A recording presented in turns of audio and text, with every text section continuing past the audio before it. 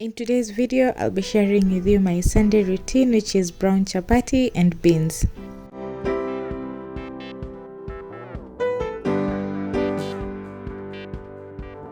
Hi guys, and welcome to another video. We'll start with soaked beans. I'm going to pressure cook this in my very safe pressure cooker. We'll start by putting everything in without the soaked water. Then I'll use fresh water. I boil the beans once or twice a month and it will be enough to run the whole month. We'll put water up to this level, the fresh water. It's always good to soak your beans or cereals to just get rid of all the toxins and make it softer so that it boils faster. So with that done, don't overfill your water again. So we'll close this and ensure that the seal is on. So this pressure cooker has two options, to seal and unseal. You only unseal when you're releasing pressure manually, and when you're doing the pressure cooking, ensure that it's always sealed. So we'll set it for around 45 minutes to 1 hour.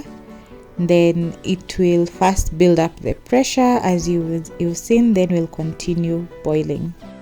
So it takes around 15 to 20 minutes for the pressure to build up. Then once that is done, it will start counting the timer. So while this is happening, we'll start with the chapati. For the brown chapati, I am using 3 to 4 cups of flour, a little bit of salt for flavor, and as usual, ghee. You can use any oil or fat you want. Then blend it in until it forms a sandy texture. Then we're going to go in with warm water. I'll start with the first cup. In total, I'll use approximately 1 3/4 of a cup to 2 cups. Brown flour usually takes a little bit more water than the white flour. It's important to note that. And we want our end product to be very soft but not sticky. So after the first cup, add the second cup bit by bit until you get the perfect consistency. Continue kneading and then we go to the next step. As per my last chapati video, this is the fastest way to do it. I'll just take the whole dough that I've kneaded and roll it out to a thin, almost thin layer, then oil it and roll it as if I am doing a cinnamon roll.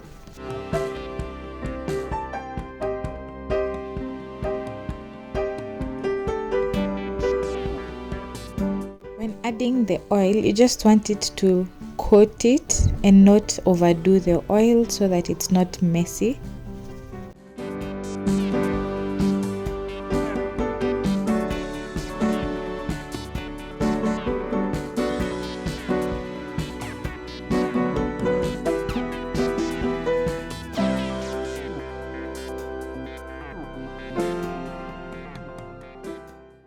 Once we've rolled our dough, we're going to cut it into even portions. Then we're going to shape the portions. To shape them, you'll just take both edges and try to bring them into the center as you shape it into a ball, like so. You can always cut it if you feel that the ball is too big, because you want medium-sized balls for the chapati, so that we can also have equal chapatis. We'll repeat the process until we have everything set. Once that is done, we'll start heating the pan as we roll the first chapati. When rolling the chapati, you want to roll it until it's relatively thinner, but not very thin and not very thick, just somewhere in the middle. Place it on the pan and every now and then rotate it. You'll know that the first side is cooked when it starts to puff up like this.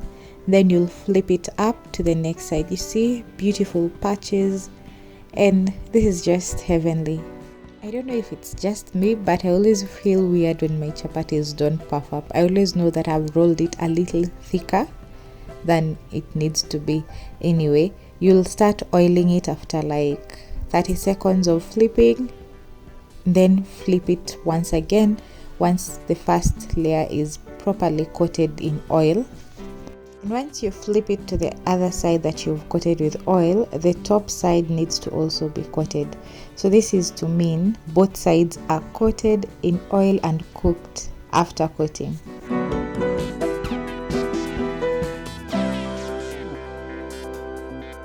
As you apply the oil, also try to rotate the chapati with a spoon like so, to ensure that every side or every part of the chapati is well cooked. As we flip, you'll notice that the colors have deepened and it looks so beautiful. Chapati is just heaven. I don't know if there's anyone who loves chapatis like we do.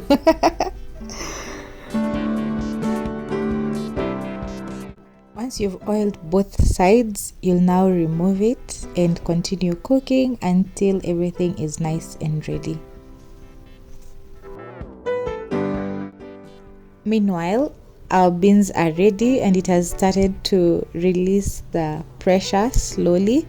But since I want to use it now, I'll manually release the pressure through the venting knob like so.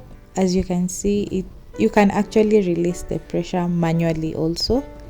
I don't know if you can see the steam. Once that is done, just look at that. Look at that. The beans are so beautifully cooked.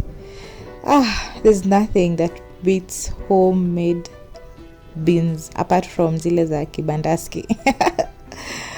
But homemade beans are just heavenly because you boil them to your perfect softness and you rarely get bloated unless, of course, you haven't cooked them properly.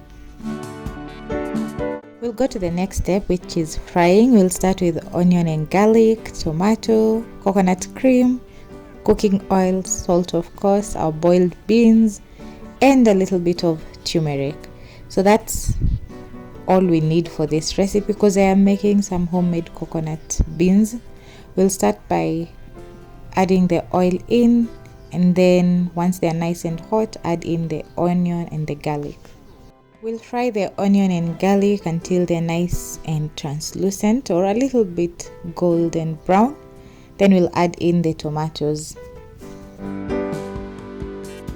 But before the tomatoes, add in a little bit of salt for seasoning and some flavor. Cook them a little bit. Then go in with the turmeric. I like adding the spices at this point so that they cook well.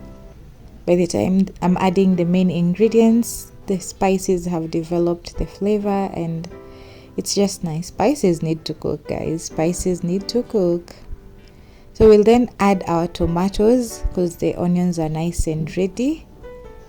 We'll cook down the tomatoes before we add in the beans.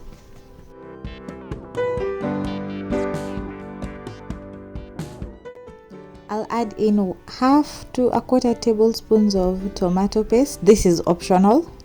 Mix it, then cover it until the tomatoes cook down.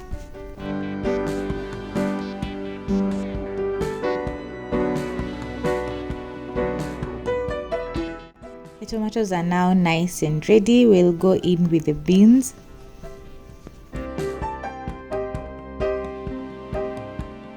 Then give it a good stir to blend everything in together.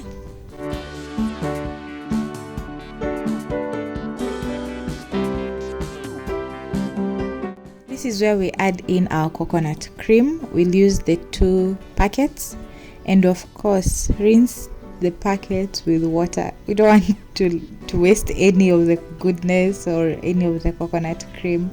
Just a little bit to drain everything, then give it a good stir. However, if you're using the fresh coconut water or coconut cream, you'll start with the second water just to boil it down and cook it nicely and cover it until everything is nice and ready. Just look at that, it has thickened up further. This is so beautiful. I really love chapati and beans, like we really love this. This is my go-to meal every single time, unless hakuna chapati na beans or I don't trust the beans your place. But anyway, just give it a good stir and this is ready for serving. Let's plate them. Now guys, as you can see, the chapatis are very soft. You can't even believe this is brown chapati, Cindy.